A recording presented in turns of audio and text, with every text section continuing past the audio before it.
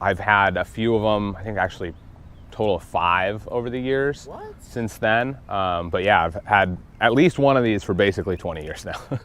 That's insane. So obviously you say you had a car, swapped everything out, so you already had some type of vision. What is the latest vision that you have for this build? Because it looks pretty much complete in my eyes. So I don't know, what's your next goal? What's the next phase? I mean...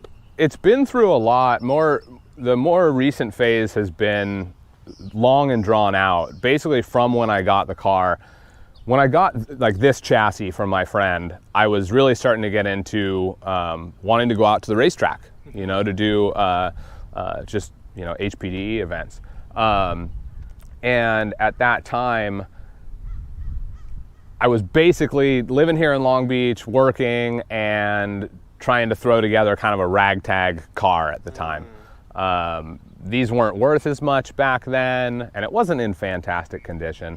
And so I basically just started like ripping stuff off, selling parts, you know, weight reduction, all that kind of stuff. And really just started getting out there and going to the track as much as I had time for and as much as I could pay for, you know. It kind of slowed down when I bought, let's see, this was about 2014. The car was in a good spot and pretty track worthy. And I was starting to get a little bit better, learning more.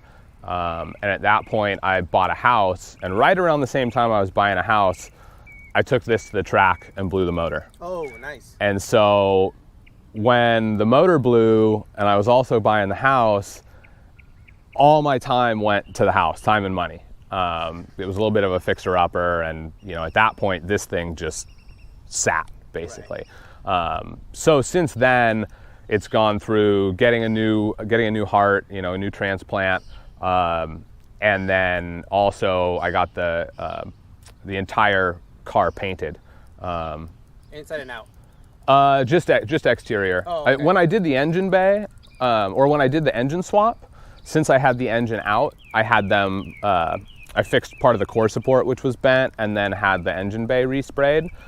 And then it was, actually I guess I did the engine swap a little bit before I moved. That was when I was still here in Long Beach. And then right when I moved, right around that period of time, I got into a little parking lot fender bender and messed up the quarter panel in the back. Smashed the tail light. Some guy just backed into me. And at that point, like, it just sat. It was not a priority at all. You know, I was focused on working on the house and work and just other stuff. So it sat for a long time, and over a process of a few years, I finally got it like stripped and off to paint, because there was a lot of stuff that I wanted to do when I did that. Like, you'll notice the car doesn't have a sunroof, but the GSRs did. So, you know, part of getting that repair done, I didn't want to just do the repair. I wanted to do all the exterior stuff that I had planned, right? So I cut out the old roof, put in a new roof. The guys fixed the damage in the back. I had various body parts, like this is a carbon hood, so I had that painted. I have a carbon hatch for it. I had that painted. The wing I had painted. So I had all these parts that, you know, would have been kind of mixed matched if I had just thrown them on the car. And since I was in the accident, it was just a good opportunity to, like, let's just paint the whole car. Let's just finally do it all now. Wow. So that's basically where it is right now. So it's, you know, for I don't know, 5 years, maybe close to 7 years, it's basically been in some kind of state of being built back up. So I haven't really had the opportunity to be tracking it yet. This motor I've only taken to the track once.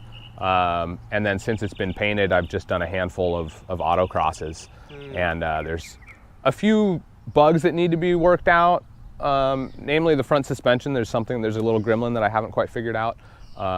And then at that point, it should be ready just to take back to the track whenever I have some time. So that's awesome, man. That's it's kind of taken a long time to get back to getting on the track, a lot longer than I would have liked. But it's pretty close now, which I'm excited about. And it looks amazing. So thank you. You're doing it right. Cool, man. It's probably the best it's ever gonna look. Is that right? Because as soon as I start tracking it, it's gonna start getting, you know, some bumps and bruises and that kind of stuff. So I gotta enjoy it while it lasts and try not to be, you know, too hurt when it gets dinged up and stuff. All right, Colin, so tell us a little bit about the front end. What do we got going on? It's pretty stock, really. I have the Japanese one-piece headlights. The hood is color matched, but it's carbon. It's a stock bumper lights. Has a aftermarket lip on it. It's basically just a plastic eBay special, which I picked because if I go off track, it's going to bend and it's easy to replace rather than an expensive carbon one. So that's pretty much the front end.